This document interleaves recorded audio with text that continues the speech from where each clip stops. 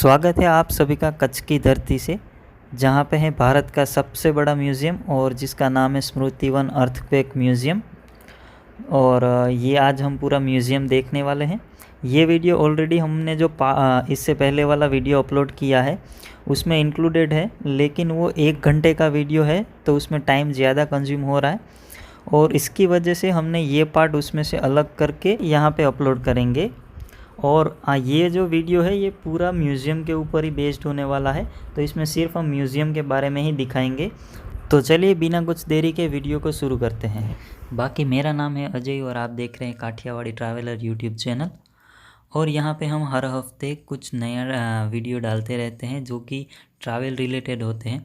तो आपको अगर ये वीडियो अच्छे लगते हो तो चैनल को सब्सक्राइब कर दीजिए, क्योंकि हम आपके लिए ऐसे और भी वीडियोस लाते रहेंगे। तो अंदर एंटर होने से पहले हमें लेनी पड़ेगी रिसेप्शन के अंदर से टिकट। तो चलिए यहाँ रिसेप्शन में चलते हैं और वहाँ से लेते हैं टिकट और उसके बाद अंदर जाएंगे म्यूज़ियम के। तो ये है पूरा रिसेप्शन एरिया, यहीं से हमें टिकट मिलेगी। और टिकट काउंटर में ही एक और काउंटर है जहाँ पे हम अपना सामान रख सकते हैं। रिटर्न में वो हमें एक टोकन देंगे, वही टोकन हमें जब हम सामान लेने के लिए आएंगे तो जमा करवाना है। बाकी यहाँ पे टिकट का पूरा चार्ट लगा हुआ है, तो वो हम वीडियो में डिस्प्ले कर देंगे। आप एक बार वीडियो को पॉज करके देख लीजिएगा। हमारे टिकट लगेगी 300 रुपये, क्योंकि 12 साल के ऊपर के सभी के लिए 300 रुपये है। बाकी जो स्कूल और कॉलेज वाले लोग हैं उनको लिए कुछ बेनिफिट्स है, तो वो आप एक बार ज़रूर देख लीजिए। तो ये रही अपनी टिकट 300 रुपये एक टिकट के। और अभी हम जा सकते हैं ऊपर। और ऊपर आपको सामान कुछ लेके जाने नहीं देंगे, सिर्फ आपको मोबाइल या वॉलेट ऐसी ही चीज़ें लेके जाने देंगे। बाकी कैमरा या और कुछ इलेक्ट्रॉनिक चीज़ें आपको लेके जाने नहीं देंगे। और यहाँ से हमारी एंट्री है, ये फर्स्ट ब्लॉक है, ऐसे 7 ब्लॉक है टोटल।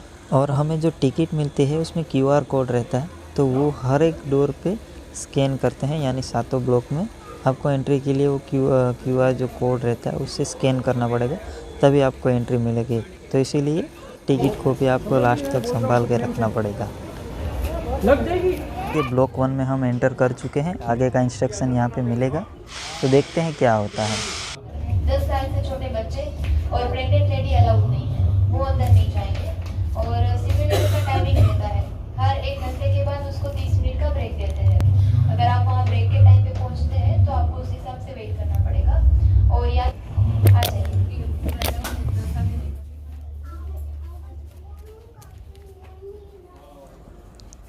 और इन्फॉर्मेशन हमें मिल गई है, आशा करते हैं आपको भी सुनाई अच्छे से दिया होगा।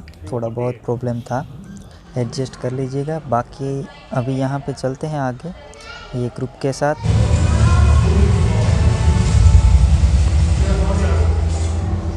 इस संग्रहालय में आप लगातार परिवर्तन और उसे अपनाने की मानवीय क्षमता को नजदीक से जानेंगे। यह यात्रा धरती के जन्म लेने से शुरू होगी और उस कल तक जाएगी जिसका निर्माण हम सब मिलकर कर रहे हैं। सभी लोग इस तरफ देखेंगे, ऊपर शिल्प की ओर देखना है हमें। वर्तमान समय में इस जगह पे हवा की क्या गतिशीलता है उसको यह शिल्प दर्शाते हैं। हवा जितनी ज़्यादा गतिमान होगी शिल्प उतने ज़्यादा मूवमेंट करेंगे। उसके बाद आप पीछे देखेंगे, स्क्रीन की ओर देखना है। वर्तमान समय में इस जगह पे हवा की क्या गतिशीलता है वो हमने देख लिया। यहाँ पर हम देखेंगे बचाव और हिमालय क्षेत्र में जमीन के अंदर जो भी वाइब्रेशन हो रहे हैं, जो कंपन हो रहे हैं, उसके लाइव रीडिंग्स आप यहाँ पे देख पाएंगे बचाव और हिमालय क्षेत्र में।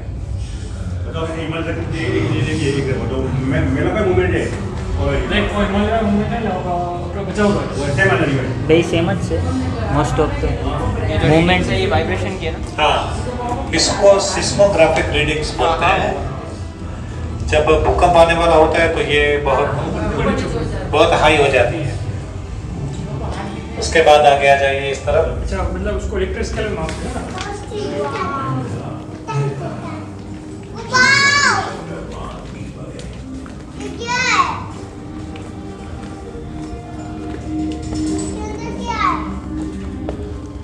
रुक जा।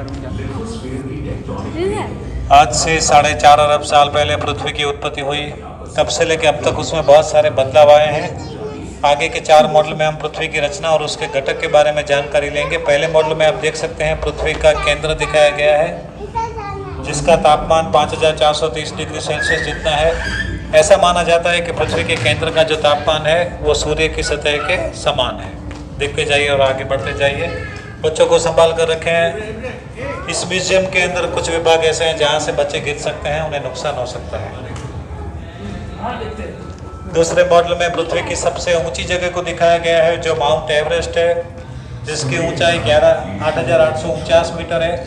सबसे गहरी जगह को दिखाया गया है, जो मारियाना ट्रेंच है, जिसकी गहराई 11,034 मीटर है। दोनों के बीच का डिफरेंस 20,000 मीटर से भी ज़्यादा है।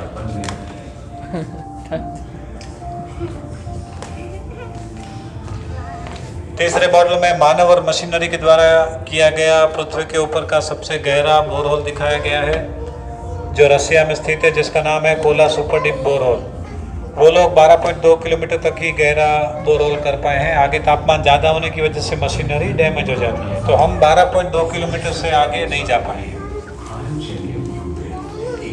चौथे मॉडल में दिखाया गया है कि जीवाश्म कैसे बनते हैं, फॉसिल। कोई भी आपदा के कारण वृक्ष और प्राणी हैं वो जमीन के अंदर दब जाते हैं। करोड़ों साल के बाद वो चट्टान में परिवर्तित हो जाते हैं, जो हमें फॉसिल के रूप में मिलते हैं। देखने के बाद यहाँ पर आ जाइए इस तरफ।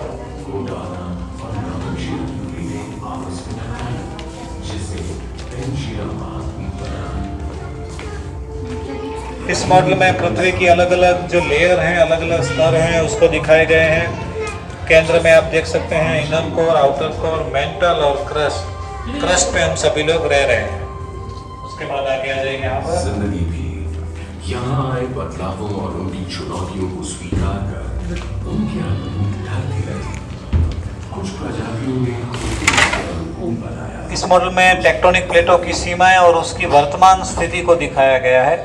टेक्टोनिक प्लेटें आपस में हिलती डुलती रहती है, वो कैसा व्यवहार करती है उसके बारे में हम आगे देखेंगे। यहाँ पर आ जाइए।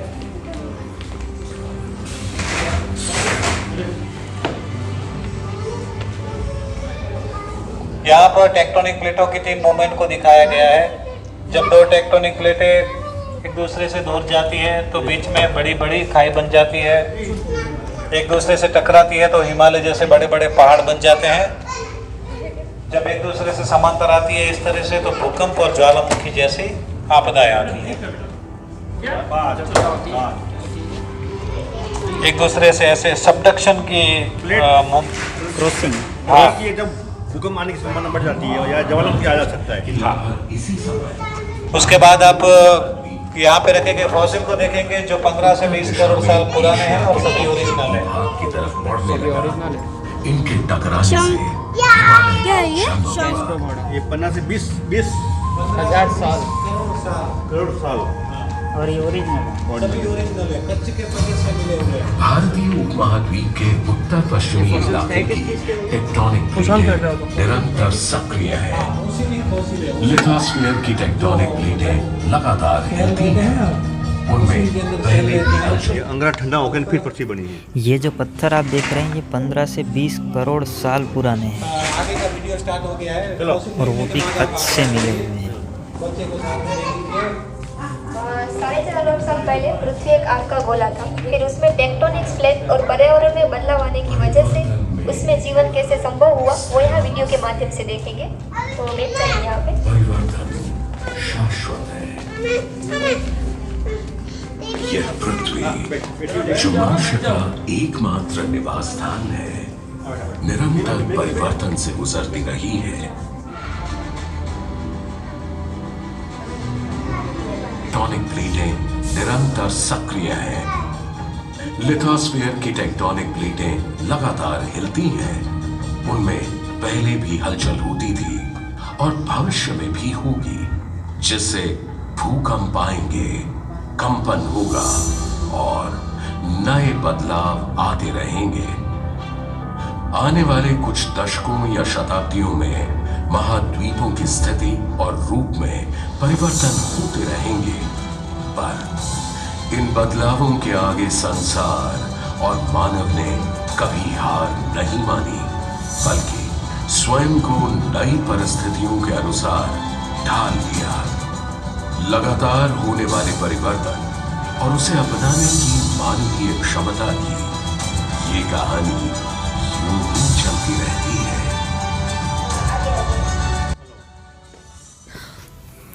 तो अभी हम ब्लॉक 1 में ही हैं और अभी हमारे 2 सेशन ख़त्म हुए हैं। अभी आगे हम बढ़ रहे हैं, देखते हैं कहाँ लेके जाते हैं। तो चलिए आप भी हमारे साथ और देखिए इतने अमेजिंग जो टेक्नोलॉजी यहाँ पे रखी गई है वो। यहाँ पे मैप के माध्यम से गुजरात की 11 फॉल्ट लाइन दिखाई गई है, जिसमें से 1 नंबर की कच्छ मेनलैंड फॉल्ट और 9 नंबर के साउथ वागड़ फॉल्ट। इन दोनों की वजह से कच्छ में 2001 में भूकंप आया था। 1 नंबर की और 9 नंबर की प्लेटें परस्पर समांतर व्यवहार करती है तब भी भूकंप आता है। तो कुछ प्लेट ऊपर चली जाती है, कुछ प्लेट नीचे आ जाती है, जिनकी वजह से उसमें दबाव ज्यादा आता है। इनकी वजह से भी भूकंप आता है।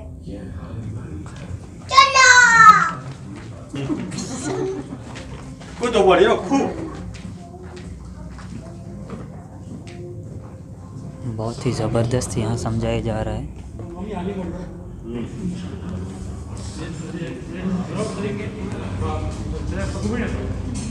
जहाँ जीवन की यहाँ पे आदि मानव से मानव का सफर देखेंगे।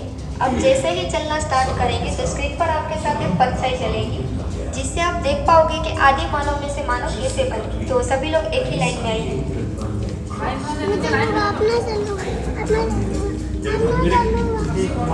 आदि मानव में से कैसे मानव बना, देखो आदि मानव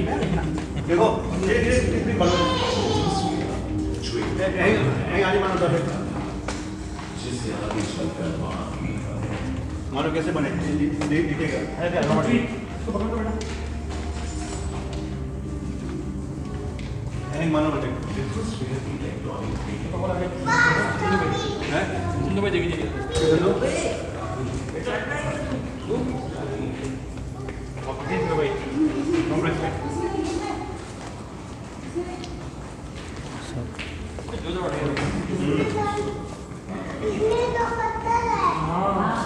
मानव यहाँ पे सिंधु घाटी सभ्यता का 5000 साल पुराना ट्रेंड मैप दिखाया गया है। सिंधु घाटी सभ्यता के समय देश और विदेश आयात और निर्यात जमीन और जलमार्ग द्वारा करते थे, और ये भी दर्शाता है कि गुजरात व्यापार क्षेत्र में 5000 साल पहले भी कितना उन्नत था।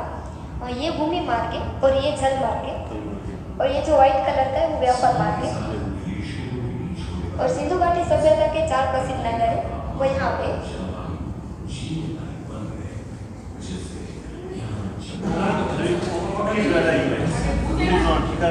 धोलावीरा, सुरकोटा, लोथल, कच्छ रहेंगे बॉर्डर में घूमेंगे। यहाँ पर सिंधु घाटी के 4 प्रसिद्ध नगर के मॉडल रखे गए। सबसे फर्स्ट धोलावीरा का मॉडल है। फर्स्ट नंबर में आप देख रहे हो धोलावीरा, हाँ, वो मानसा नदी, फिर सेकंड बनहर नदी। इन 2 नदियों के बीच में था ये खूबसूरत धोलावीरा, जो अपनी जल संचय प्रणाली के लिए प्रसिद्ध था। 5000 साल पहले भी वहाँ की गटर व्यवस्था बहुत अच्छी थी, वहाँ के रास्ते चौड़े थे, वहाँ की रहनी करनी भी बहुत अच्छी थी। एक टाउन प्लानिंग बोल सकते हैं 5000 साल पहले भी। लोथल,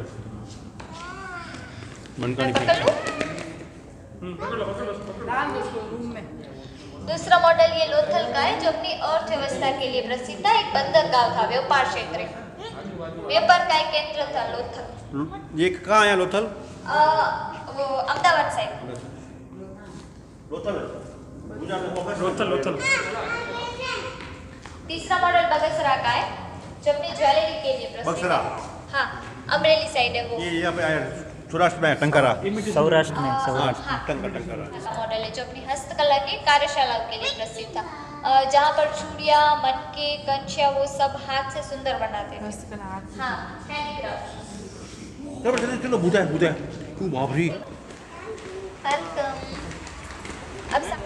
तो फर्स्ट फेज़ ख़त्म हुआ और अब जा रहे हैं ब्लॉक बी में, और उनकी एंट्री यहीं से होगी।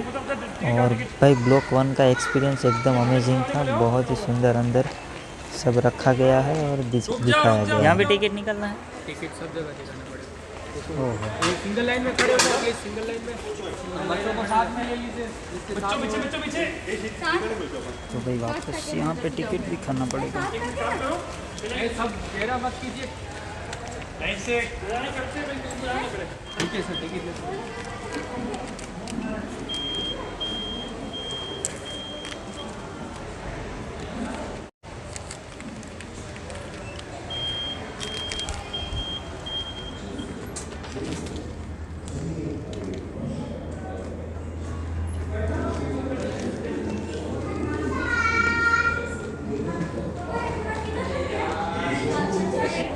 उसकी वजह से इस तरह से इसमें चेंजेस आते जाएंगे, वो यहाँ पर दिखाया है।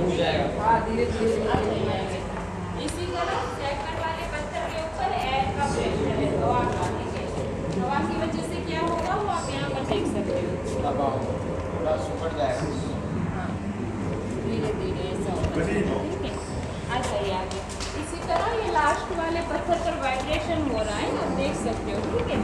तो वाइब्रेशन की वजह से क्या हो रहा है हम यहाँ पर देखेंगे। वाइब्रेशन की वजह से पत्थर धीरे धीरे क्रैक होता जाएगा, टूटता जाएगा, ठीक है।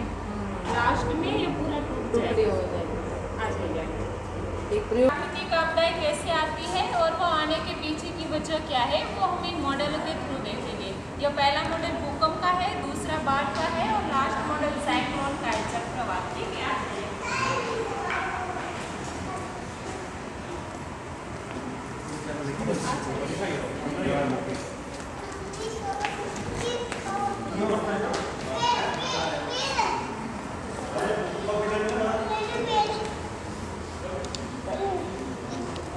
यहाँ पर यह भूकंप का मॉडल दिखाया है। भूकंप का जो केंद्र बिंदु होता है, जैसे वो फर्स्ट वाली लाइन है, उसको हाइपोसेंटर कहा जाता है। और भूकंप की तीव्रता जिस विस्तार तक फैली होती है, जैसे ये लास्ट लाइन है, उसको एपिसेंटर कहा जाता है। वो इस मॉडल के थ्रू दिखाया है। आगे आ जाइएगा।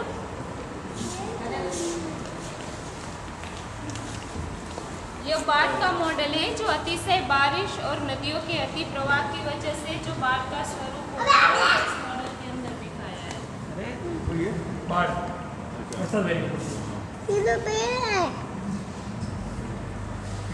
पेड़ नहीं है। हाँ, ये साइक्लोन का मॉडल है। थोड़ा 1 मिनट जितना टाइम लगेगा, ये पूरा यहाँ से बनेगा, कैसे ऊपर होता है वो इसके अंदर दिखाया जाएगा।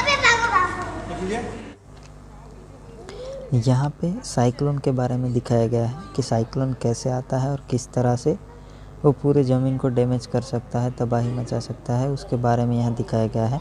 और इसके अलावा जो 2 और आपने कुदरती आपदाएं देखी वो, और एक ये 3, यहाँ पे 3 कुदरती आपदाएं के बारे में बताया गया है। इस तरफ आ जाइए, ठीक है। यहाँ पर कच्छ का बनी प्रदेश दिखाया है। इस प्रदेश में आबोहवा में जो चेंजेस होते हैं और कौन सी ऋतु में कौन कौन से पशु पक्षी आते हैं, वो यहाँ टैबलेट स्क्रीन के माध्यम से देखेंगे। यहाँ पर 3 ऋतुएं दी गई है, समर, मानसून और विंटर। आप कोई भी ऐसे ऋतु सिलेक्ट करेंगे, यहाँ पर हाईलाइट होगा। जैसे हम समर में देखेंगे ये बनी बफेलो, तो वो यहाँ पर इस तरीके से आ जाएगा, ठीक है। चिंकारा है, हाँ, बनी प्रदेश। यहाँ पे जैसे ऋतु सिलेक्ट करेंगे ना, यहाँ की आबोहवा में चेंजेस हो जाएगा। वहाँ से देख सकते हो सन 1800 से लेके लास्ट में 2000 तक की है। गुजरात में जो भी घटनाएं घटित हुई, जैसे युद्ध हुए, प्राकृतिक आपदाएं आई, उसकी पूरी डिटेल्स यहाँ पर दी गई। और वहाँ से देखते देखते इस तरफ आगे की ओर जाना है, ठीक है।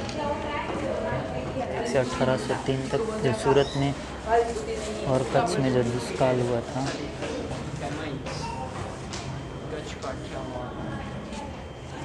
1803 से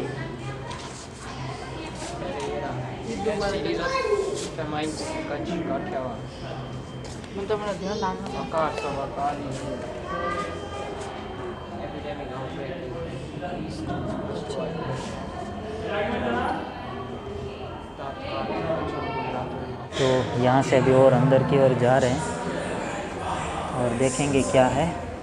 भौगोलिक रूप से यह भूकंप कुछ ऐसा ही सन 1819 में भी हुआ। 16 जून 1819 की शाम को जमीन में कुछ हलचल हुई, जिसने पश्चिमी भारत के स्वरूप को फिर से परिवर्तित कर दिया। 7.9 मैग्नीट्यूड वाले भूकंप ने इस क्षेत्र को तबाह कर दिया। प्रकृति का प्रकोप इतना था कि जमीन पृथ्वी की सतह से ऊपर आ गई। अल्लाह बंद एक प्राकृतिक पट्टी जमीन से उभर आई जो 70 से 90 किलोमीटर लंबी, 16 मीटर चौड़ी और लगभग 4 मीटर ऊंची थी। समय के साथ इसका एक बड़ा हिस्सा खाड़ी में तब्दील हो गया। इस उभरी भूमि को बड़े सम्मान के साथ लोग अल्लाह बंद यानी भगवान का बंद कहते हैं। आज इसका ज्यादातर हिस्सा भारत में और थोड़ा सा पाकिस्तान में है। इस भूकंप ने इस इलाके को हमेशा के लिए बदल दिया। नदी पर बांध बन गया और यह क्षेत्र रेगिस्तान में परिवर्तित हो गया। कच्छ के रण का आज जो रूप है, एक बंजर नमकीन रेगिस्तान, वह इस भूकंप के कारण ही है। सिंधु की सबसे पूर्वी जलधारा नारा नदी ने अपना रास्ता बदला और पश्चिम दिशा की तरफ मुड़ गई, जिसकी वजह से यहाँ से पानी, नदियों के रास्ते होने वाला व्यापार और वो सब कुछ चला गया जो यहाँ जिंदगी का आधार था। अल्लाह बंद के दक्षिण में जो ताजे पानी की भूमि थी वो लगभग 6 मीटर धंस गई, जिससे एक बड़ी खारे पानी वाली झील सिंदरी झील बनी। सन 1819 में कप्तान जेम्स मैकमर्डो कच्छ में ही तैनात थे और उन्होंने अपनी डायरी में उस रात की सभी घटनाएं दर्ज की। घबराहट और भय उत्पन्न करने वाली गहरी आवाजें, तबाही की सूचना देता धरती का कंपन, इमारतों का विध्वंस, बेचैनी और दहशत, एक बयान न की जा सकने वाली भयावह सनसनी। भौगोलिक रूप से यह भूकंप सहभूकंपीय सतह विरूपण का प्रमाण था। इंट्राप्लेट कच्छ रिफ्ट बेसिन में क्रस्टल के निरंतर सिकुड़ने और दबाव का सबूत। अभी यहाँ से और आगे जाएंगे, देखते हैं क्या है। प्राचीन समय में आती थी तो ऐसे भूखे में रहने वाले लोगों को कम से कम जान आनी होती थी।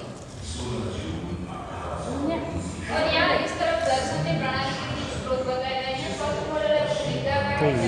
तो यहाँ पे दिखाया गया है कि जो भूकंप यहाँ पे कंटिन्यूस आते रहते थे, तो यहाँ के लोगों ने भूकंप रोधित घर जो थे वो बनाने शुरू कर दिए थे और वो कुछ इस तरीके से दिखते थे।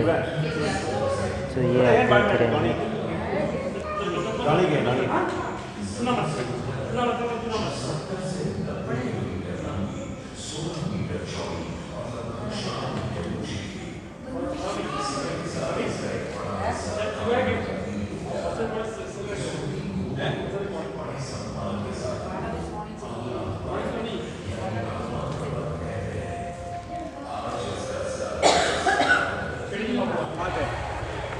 तो अभी हम जा रहे हैं एंट्री गेट 3 पे।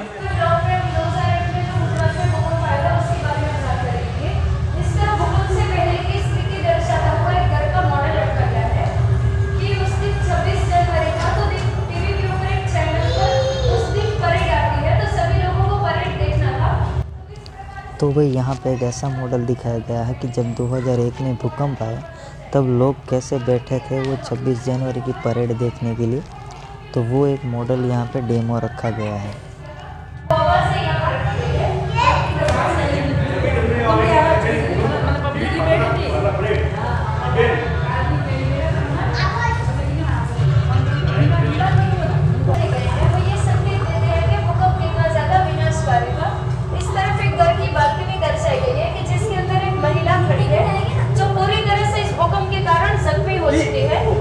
सामने की तरफ एक दुकान रखी गई है कि जो भूकंप के कारण गिर गई है, जिसमें एक बुजुर्ग बैठे और एक छोटी बच्ची उनके पास आती है कि जो अपने परिवार वालों से बिछड़ गई है।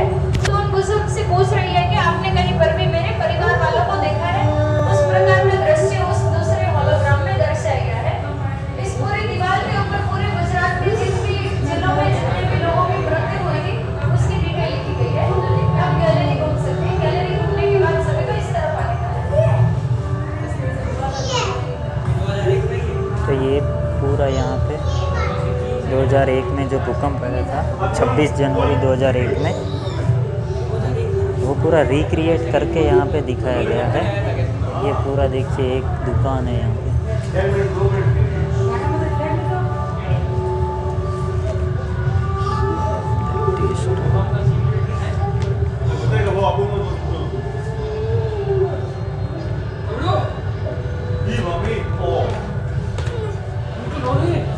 उसकी तीव्रता कितनी थी और उसका केंद्र का गांव कौन सा था, वो सब इंफॉर्मेशन लिखी गई है और उस समय के कुछ पिक्चर्स भी यहाँ पर रखे गए हैं। आगे पिक्चर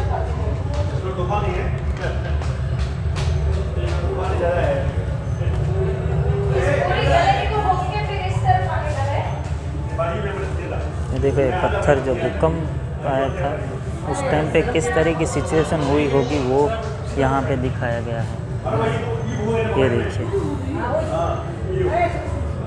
किस तरीके से उस टाइम पे जो सिचुएशन बनी होगी, मतलब ये देख के भी कुछ अलग सा फील हो रहा है। तो उस टाइम पे क्या हुआ होगा आप सोच सकते हैं। ये देखिए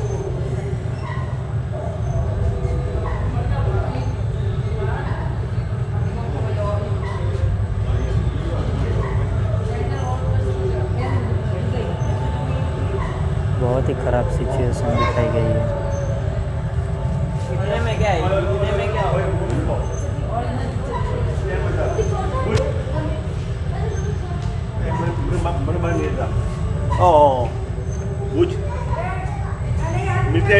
मिलिट्री आई थी। ओरिजिनल फ़ोटोज़ यहाँ पे दिखाई गई है जो कि एकदम रॉ फोटोज़ है जो उस टाइम पे हुई थी।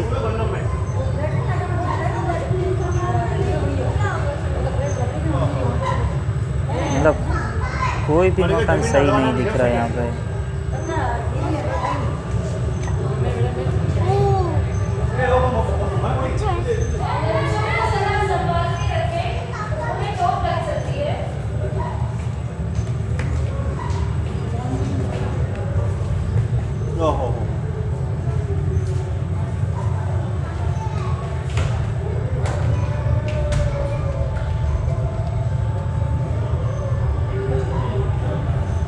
जो देखा है इससे भी भयानक स्थिति थी उस टाइम की। अभी हम देख के भी क्या हो नहीं, रहा है। आपने देखा हुआ है भूकंप? नहीं, नहीं मैं तो यहाँ का 1997 स्थानीय को वाला हूँ। मैं तो बहुत खतरनाक देखा हुआ इससे। मैं सोमनाथ से हूँ। ये जमीन है ना, हाँ जमीन पर अपन ये ऐसे खड़े ने तो हाँ। अपन खड़े नहीं रह सकते थे उस टाइम। मैं यही था और बहुत बहुत भयानक आवाज आ रही शेर। कम तो हमारे वहाँ भी आया ही था। मैं सोमनाथ से जमीन हूँ। से शेर कैसे घुसता हाँ। है उस टाइप की आवाज आती। मैं ऊपर के माले पे खड़ा था सेकंड फ्लोर पे मेरे घर में, तो इस दीवार से मैं इस दीवार तक आ गया था। बहुत स्थिति उस टाइम में जो दिखा रहे हैं उससे भी खराब स्थिति थी उससे। हाँ वो तो है।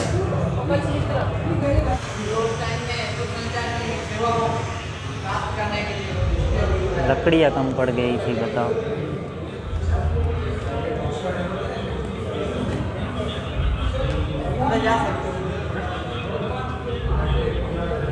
ये एक टेलीकम्युनिकेशन कटोरी है जो उस टाइम पे यहाँ पे जो वो भूकंप आया था ना तो कम्युनिकेशन नहीं हो पा रहा था एक दूसरे से उस टाइम पे। तो ये वो दिखाया गया है कि कोई किसी से बात नहीं कर सकता था। मतलब ये डेमो के लिए कि अगर कोई किसी से बात कर रहा है तो सुन नहीं पा रहा है, तो मतलब किसी को अगर हेल्प चाहिए तो कैसे फिर हेल्प लेगा। इसमें क्या है धीरे धीरे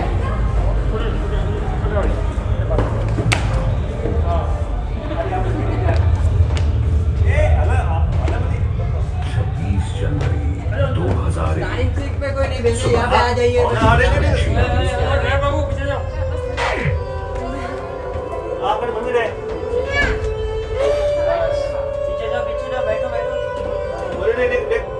गुजरात को एक जबरदस्त झटका लगा। मौत का पैमाना मुंबई मैग्नीट्यूड स्केल पर 7.7 मापा गया। कुछ ही क्षणों में हजारों लोग अपने ही घरों में दफन हो गए। कच्छ, अहमदाबाद, जामनगर, राजकोट और सुरेंद्र नगर ने इसका सबसे ज्यादा प्रभाव झेला। पूरा इलाका देश से लगभग अलग हो गया क्योंकि एक्सचेंज की इमारतों के ढहने से लगभग 80,000 संचार लाइनें टूट गई थी। मलबे का ढेर बना जिला कार्यालय इस आपातकालीन स्थिति को कैसे संभालता? ये real footage When it happened, I was the collector. My satellite phone was working. Within 10 minutes, I received a call from the CMO. स्थानीय लोगों, rapid action force units, fire brigade, नगर निगम और गैर सरकारी संगठनों ने भी पहले दिन सैकड़ों को बचाया। भारतीय वायुसेना ने तेज कार्रवाई की। IL-76 जैसे बड़े कार्गो विमान और N-32 जैसे बहुउद्देशीय विमानों ने बहुत से उपकरणों, कर्मचारियों, राहत सामग्रियों को जरूरत की जगह पहुंचाया और गंभीर रूप से घायल लोगों को चिकित्सा सुविधाओं तक ले जाने का काम किया। सभी मुख्य अस्पताल और स्वास्थ्य केंद्र ठंडा हो चुके थे। दुनिया के अनेक कोनों से मोबाइल अस्पताल भुज पहुंचे। बसों को आपातकालीन अस्पतालों में तब्दील कर दिया गया। बहुत से देशों ने मदद के लिए हाथ बढ़ाया। डेनमार्क की मेडिकल टीम ने गांधीधाम में और यूक्रेन ने बचाओ में अस्पताल बनाए। इजरायली पैरामेडिक्स ने भुज में और जापान ने माधापर और कुकमा में चिकित्सा सहायता दी। अंतर्राष्ट्रीय रेड क्रॉस रेफरल अस्पताल और स्पेन रेड क्रॉस इकाइयों के साथ साथ भारतीय चिकित्सक संघ द्वारा बनाए गए चिकित्सालयों ने दिन रात काम करके परिस्थिति को संभाला।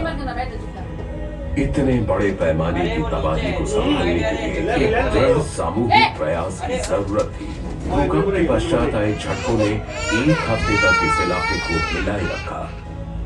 इन असंख्य पीड़ितों को शरण देने के लिए बहुत से तंबू और अस्थायी छप्पर लगाए गए। ये सच है कि इस आपदा ने उन लोगों को भारी शारीरिक क्षति पहुंचाई, लेकिन उससे भी ज्यादा गहरा था मानसिक कष्ट और सदमा जो एक लंबे समय तक रहा।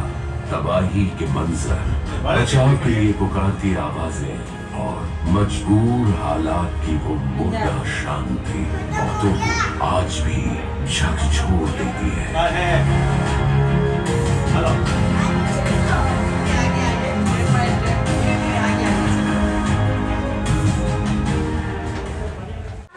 तो टोटल ऐसे 7 है। अभी हम पांचवा जो क्या कक्ष है उसमें पहुंचे हैं।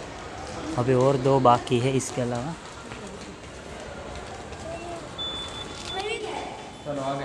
नमस्कार, यह पुनर्विचार ब्लॉग है।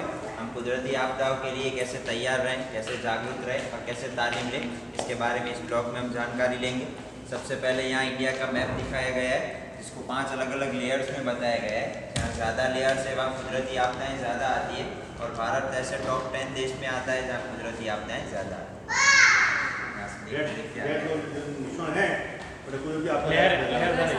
कच्छ में 3 है ना। कच्छ यहाँ सबसे ज़्यादा है। आसाम साइड हाँ तो 5 लेयर हो गई। तो यहाँ पे ये जो लेयर है ना वो दिखाई गई 1 2 3 4 5। जो 5 लेयर है वो सबसे ज़्यादा डेंजर है और वहाँ पे सबसे ज़्यादा आता है। ये गुजरात है लेकिन आती है और ये पूरा गिर विस्तार है। तो यहाँ तो एक ही लेयर है, यानी सबसे कम यहाँ पे आप। तो भाई म्यूज़ियम तो बहुत ही सुंदर बनाया है, नो डाउट। ऐसा म्यूज़ियम नहीं होगा कहीं पे, एटलीस्ट भारत में तो कहीं पे नहीं होगा। सबसे बड़ा तो है ही, लेकिन टेक्नोलॉजी में भी अगर आप देखेंगे तो ये बहुत बड़ा क्या बोलते मार्क ले जाता है। अभी तो हम ये जो 5th ब्लॉक है उसमें है, अभी 6th और 7th तो बाकी है। और इसमें क्या 5th ब्लॉक हमारा पूरा हो चुका है और अभी जाएंगे 6th वाले ब्लॉक में। भाई ये देखो लिफ्ट ग्लास वाली। तो 6th ब्लॉक की ओर जाते हैं तो उससे पहले यहाँ पे एक कैंटीन आती है और उसके बाद यहाँ से आपको एस्केलेटर थ्रू या चीज़ जो स्टेयरकेस है उसके थ्रू आप ऊपर चढ़ सकते हैं।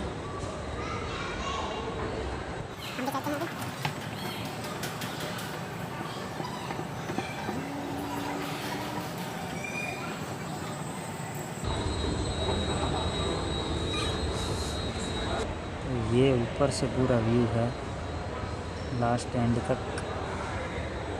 और ये है 6th ब्लॉक जो सिक्योरिटी गार्ड आपको दिखाई दे रहा है। तो 6 नंबर के ब्लॉक में यहाँ एक हाइड्रोलिक सिस्टम लगा है, जिससे हमें ये पता चलेगा कि जो 2001 में भूकंप आया था उसका जो रियल फील है वो दिलाया जाएगा। लेकिन अभी 5:30 बजे है और वो चालू होगा 6 बजे। तो उससे पहले कुछ नाश्ता कर लेते हैं यहाँ पे और फिर चलेंगे 6 बजे।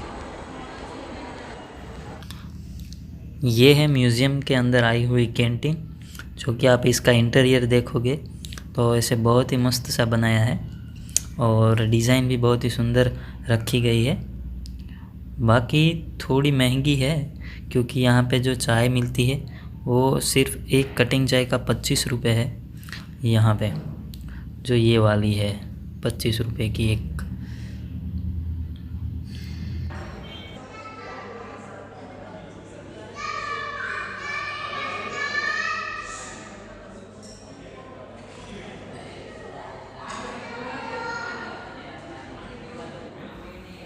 ये हम ब्लॉक 6 में पहुंच चुके हैं। बस अभी 5 ही मिनट में शो शुरू होगा, तो बने रहिए हमारे साथ।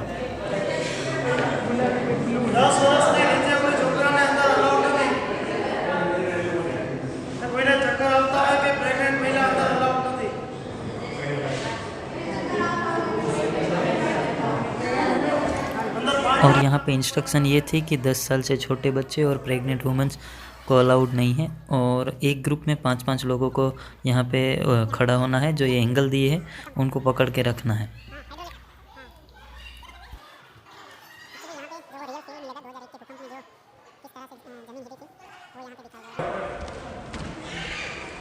तो यहाँ पे ऐसे ग्रिप दी गई और ये शो शुरू हो चुका है। और ये भूकंप से पहले की कुछ जो सीन्स है वो दिखा रहे हैं यहाँ पे। भूकंप से पहले का सीन है।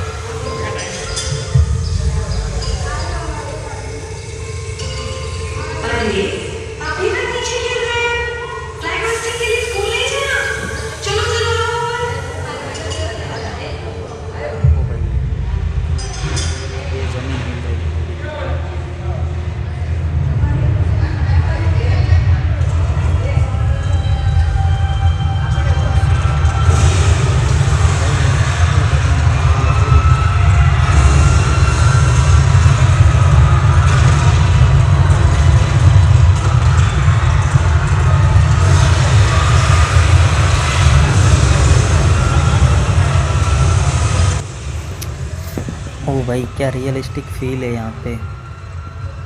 मतलब ये पूरा जो प्लेटफॉर्म है वो पूरा हिल रहा है यहाँ पे।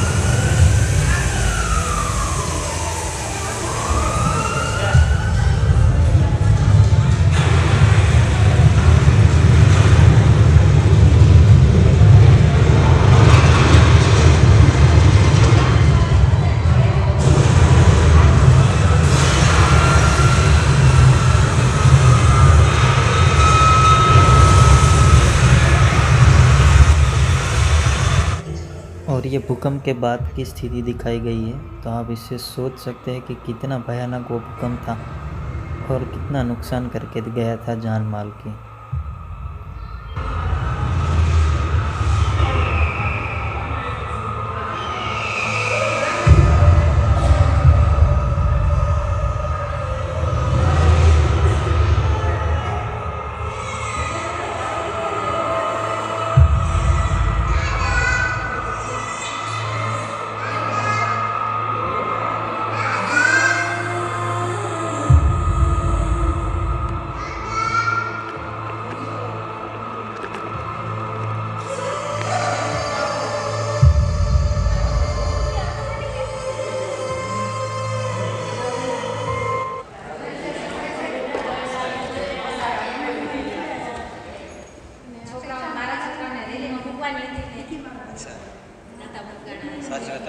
चलाइए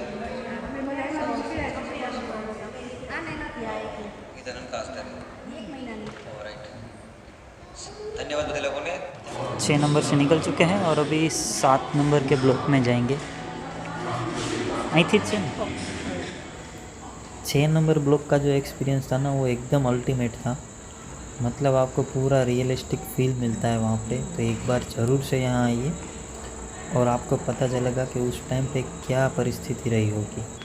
तो ये 7 नंबर ब्लॉक में हम आ चुके हैं और ये देखो होल किया है टिकट में, यानी ये दूसरी बार अभी यूज़ नहीं हो सकती। और ये 1 से 6 नंबर में जाओगे तो वहाँ ऐसा कुछ नहीं करेगा, और ये लास्ट 7 नंबर में जब आओगे तो वहीं पे ऐसा होगा। और ये 7 नंबर में देखिए क्या डेकोरेशन है। अच्छा ये क्या काउंटडाउन चालू है। तो ये 6 नंबर ब्लॉक में क्या है कि कोने कोने पे कुछ कुछ डिस्टेंस पे सेंसर लगे हैं, तो वहाँ आपको खड़े रहना है और हाथ जोड़ना है। तो क्या होगा कि जो लोगों की जान गई थी 2001 भूकंप में, वो एक आदमी के सामने 5 ऐसे नाम आएंगे, मतलब आप उसको वर्चुअली श्रद्धांजलि देंगे यहाँ से। तो उस प्रकार से ये 7 नंबर ब्लॉक में बनाया गया है। कोशिश करो। कुछ घटनाएं ऐसी होती हैं जिन्हें भूमि से हम चाहकर भी टाल नहीं सकते।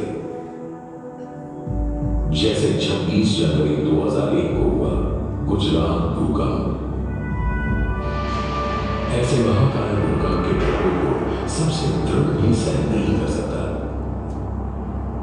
इस अराजकता में सिर्फ एक ही चीज टिकी रही और वो थी गुजरात के लोगों की इच्छा शक्ति। तो ये हमारे सामने वो 5 लोगों के नाम आ चुके हैं जो कि 2001 में जिन्होंने जान गंवाई थी। तो हम भगवान से प्रार्थना करेंगे कि इन सभी लोगों को, जितने भी लोगों की जान गई थी, उन सभी की आत्मा को भगवान शांति दे और ऐसी दुर्घटना कभी ना हो।